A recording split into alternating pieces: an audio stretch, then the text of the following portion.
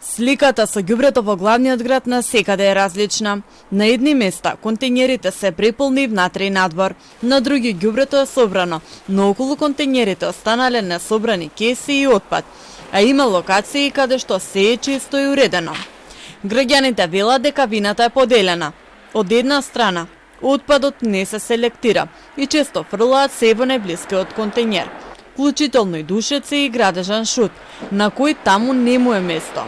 Но сметаат дека и надлежните служби мора да бидат поажурни и посериозно да извршуваат својата работа.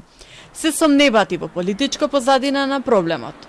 Пред мора да се дисциплинираме, да почнеме да сортираме. Значи, све што е органска материја од храна да правиме компост. Понатаму пластиката да се остане во контейнери за пластика, да не се вади надвор, па други да ја земат, па сами да ја препродаваат. Значи имаме многу за поправање во земјата. Некојаш го собираат, некојаш не и така, да. Како е, полни ли се сега контейнерите денес? Па не се празни денес, да. Але улиците се прљави, не е чисто. Ова што сега се случува во последен период, мене ме наведува веќе и на други размислувања. Наеднаш се претворивме во, нели?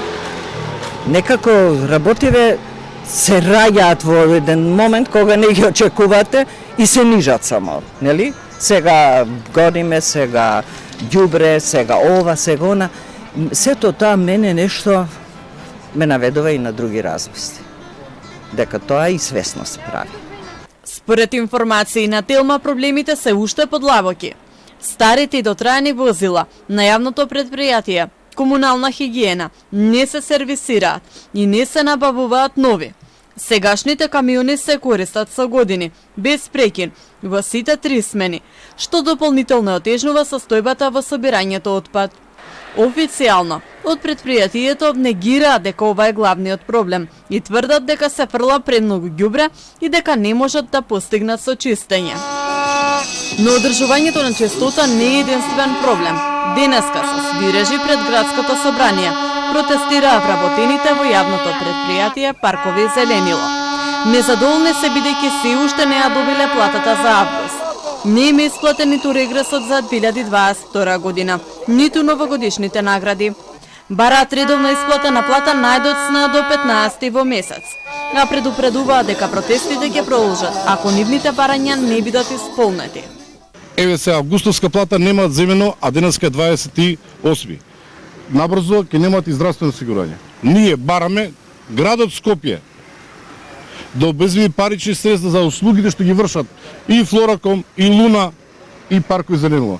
Значи, парични средства за плата и други додатоци на плата, како и регрес, јубилејна награда и новогодишен додаток за период наназад.